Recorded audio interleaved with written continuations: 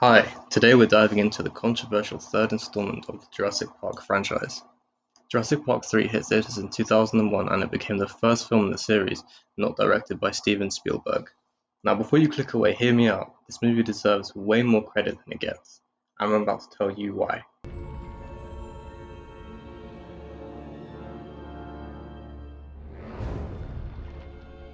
First things first, let's talk about the return of fan favorite Dr. Alan Grant. His reluctant hero arc in this film adds so much depth to his character. We see a man understandably haunted by his experiences on Isla Nublar and is clearly suffering from PTSD. This is seen in one of the more absurdly comical scenes in the movie where he sees a talking velociraptor calling his name on the plane while in a dream. Alan! Alan! It also shows how obsessed he has become with raptors. Early on in the movie, he says to Ellie Sattler that he has been focusing on raptors and how they are way more intelligent than they had believed.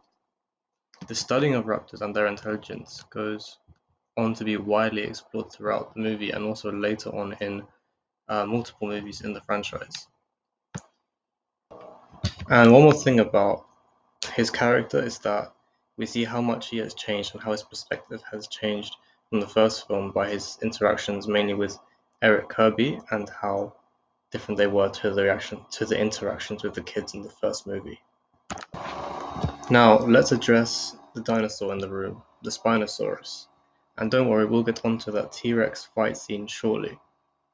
The Spinosaurus was a fresh and terrifying antagonist that added a new and unexpected threat. After the first two films featuring the T-Rex as the main apex predator, the Spinosaurus brought a fresh dynamic to the franchise, and its unique appearance and abilities made it such a cool antagonist. Uncoincidentally, recent discoveries in the late 1990s had sparked new interest in the dinosaur. By featuring it prominently, Jurassic Park 3 showcased cutting-edge paleontological knowledge, maintaining the franchise connection to real paleontology. Another great thing about it was just how cool it looked. Its sail, its elongated snout, and overall massive size made for such a memorable and imposing presence on screen.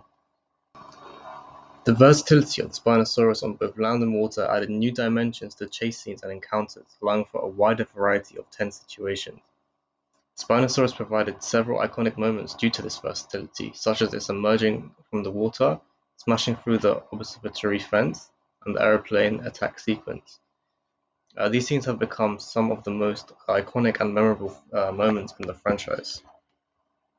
Okay, now let's get on to that infamous scene where the Spinosaurus defeats the T-Rex. It was controversial but effective in establishing the new dinosaur's threat level.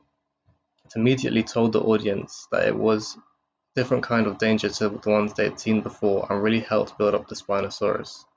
Whether scientifically this outcome would have occurred is another story. However, to counter this point, as Grant says earlier in the movie, these aren't real dinosaurs, they are theme park monsters. Therefore, Jurassic Park dinosaurs aren't like the real ones, so they would have acted and had different abilities to the ones that would have actually existed. I, for one, really like the fact that they decided to go with this, and that fight scene is just so cool, and the neck snap on the T-Rex was just crazy.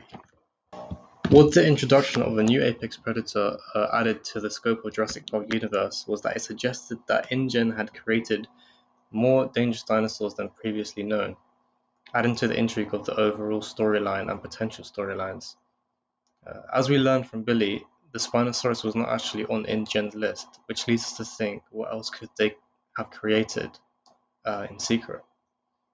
I think the Spinosaurus also leaves such a great legacy in the franchise and has such a lasting impact. It's referenced in later films and has become a fan favorite dinosaur for many Jurassic Park enthusiasts. I know that I was hoping for a return in Jurassic Park 6, which unfortunately we never saw, and the less said about that movie, the better. Next, I want to talk about the pacing and action during the movie. At just 92 minutes, it's like the shortest movie in the franchise. The film structure is tightly crafted to maintain constant tension. The opening sequences, the parasailing incident immediately establishes danger. The quick setup wastes no time in getting the characters onto Isla Sorna. And throughout the movie, there's escalating threats. Each encounter gradually increases in danger and scale, making tension rise consistently. Throughout the movie, there is minimal downtime. There are only brief moments of respite and are quickly interrupted by new threats, leaving you at the edge of your seat throughout the entire movie. This structure keeps the viewers on edge, and I think that this pacing really works for Jurassic Park 3 as it reflects the character's urgent rescue mission. We are also now familiar with the concept, so we need less setup in getting to the actual action. It also helps emphasize the constant danger of the islands and reinforces that real survival theme. Additionally, the film uses the island's diverse environments to create distinct set pieces like the river, the aviary, the coast, each with its own challenges and threats.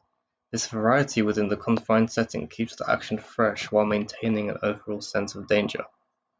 This leads me on to my next point, which is the iconic scenes, which are so nostalgic to many. First, we have the plane crash. This scene is just so cool. The unexpected attack and the way the plane is completely destroyed and torn to shreds showcases the Spinosaurus' power. This also demonstrates the island's immediate danger as you will be attacked immediately. Next, we have the boat scene, which is visually just amazing, with the mix of the explosions in the water and the reveal of the Spinosaurus' amphibious abilities created tension throughout the entire scene, and it was so immense and nail-biting, and also had so much frustrating moments when there was Grant on the phone to Ellie's child and him not being able to get what he wanted to say across. Next, we have the scene that lived in my head as a kid for years, which was the aviary scene. The eerie introduction to the pteranodons was amazing. How Eric slowly sees it emerge from the mist is truly like horror movie-esque. And now not only do we have an aquatic threat in the franchise, but an aerial one too. It also allows a scene for Billy to redeem himself by sacrificing himself for Eric. Well, sort of. We all know how that ended. And the overall set of the aviary is just so sick. The birdcage was just so iconic. And overall in the movie there are just so many memorable moments throughout the film. Like the scenes I just mentioned, or the communication and the intelligence of the raptors, or the iconic mobile ring and how it became so memorizable. That's not a word, recognizable.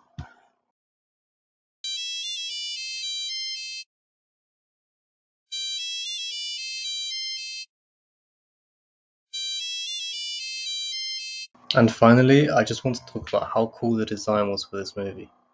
Firstly, the raptors looked and sounded amazing. Their new tiger-like stripes and the new color scheme was just so visually amazing. The claw-like feathers on the head and neck made them look so cool. And they also had the more pronounced sickle claws, which showed just how threatening and dangerous they were. And I wished I had used these raptors in the later installments. Not to mention, I know we all love just how cool they sounded. Jurassic Park 3 introduced more vibrant and varied color schemes, moving away from the mostly earth-toned dinosaurs from the previous installments, and I think visually this is one of, if not the best movie in the franchise. So in conclusion, is Jurassic Park 3 perfect? No, but it's a solid entertaining entry in the franchise that deserves credit. It takes risks and delivers thrilling dinosaur action with heart, and at least it's not a movie about bugs. We all know which movie is guilty of that. So next time you're scrolling through your movie options, give Jurassic Park 3 another chance. You might just find yourself pleasantly surprised by this underrated adventure. What do you think? Has this video changed your mind about Jurassic Park 3?